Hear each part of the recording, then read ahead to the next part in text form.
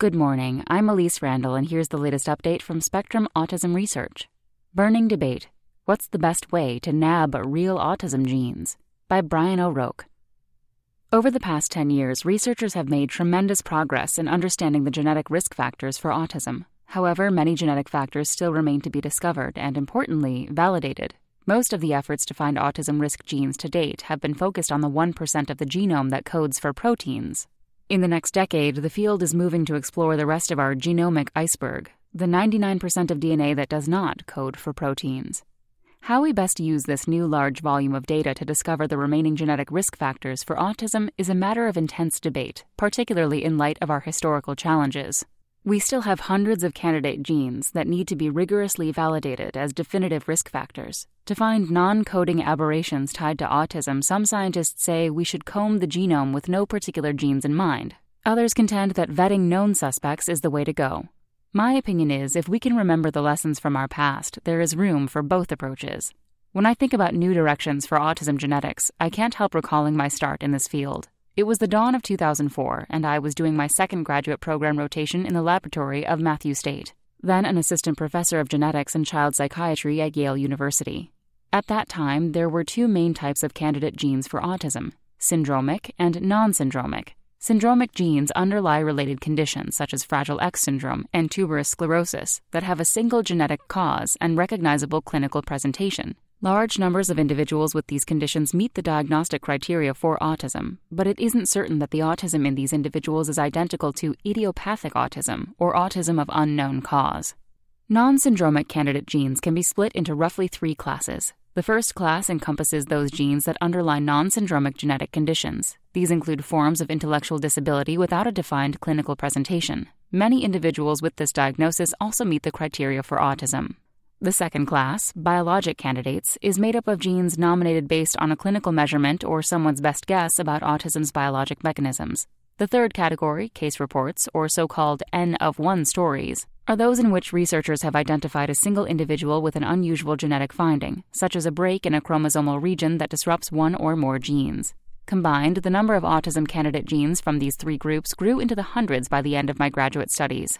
However, the problem that we faced in the field in the 2000s, and still do today, was in moving past these initial observations to determine which of the candidates are really involved in autism. Many a PhD thesis, postdoctoral fellowship, or research grant was spent chasing down a false start or a dead end. High-tech tools. In the past few years, we have developed new ways of nominating and validating candidate genes. Although we have made tremendous progress in vetting these genes, the candidates still greatly outnumber the known genes. Because results from genetic tests generally include only the known genes, our quest for them has major clinical implications. By early 2010, new technologies that allowed massively parallel sequencing of DNA and the selective capture of the protein-coding parts of the genome, the exome, were becoming widely available. These technologies let scientists sequence the exomes of individuals with complex disorders at single-base resolution. We and others adopted these approaches to perform unbiased genome-wide scans for new autism candidate genes. We focused on families that include a single individual with autism to try to identify spontaneous or de novo mutations in single genes. Our hypothesis was that these mutations would explain some autism that suddenly appears in families. These studies identified thousands of new mutations in genes, many of which made sense as candidate risk genes. However, for most genes, the studies identified only a single mutation in a single individual. We also learned that there are likely to be hundreds of autism risk genes operating in this paradigm. Lacking knowledge of more individuals with those genetic risk factors, we were back in our old predicament, having many interesting candidates but unsure about which ones deserve large investments in time, talent, and treasure. New approaches and larger cohorts would be needed to figure out which candidate genes are true autism risk genes as opposed to chance events. Validating variants. In 2012, we developed an approach to establish bona fide risk genes for autism. It combined a computational model to estimate the likelihood of random de novo mutations with ultra-low-cost targeted resequencing of 50 to 100 candidate genes.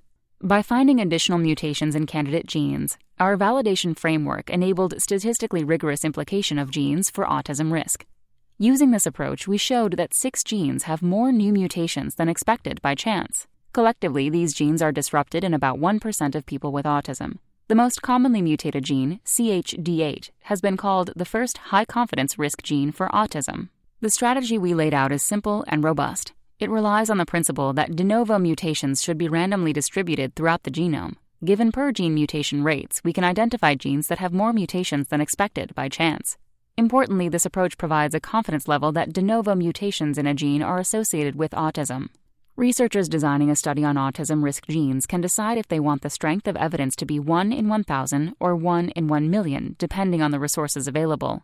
This and similar approaches have now been repeatedly used to validate many candidate genes for autism and other developmental conditions. New methods are integrating genetic variants other than de novo mutations to bolster the case for a candidate gene.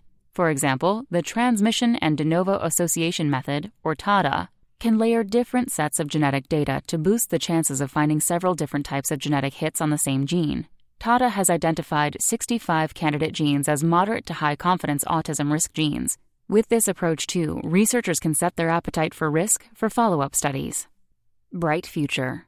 A few new efforts, including SPARK, for which I am a site investigator, are underway to partner researchers with tens of thousands of families. These efforts offer us the power to identify the most common candidate autism risk genes in the next 3 years.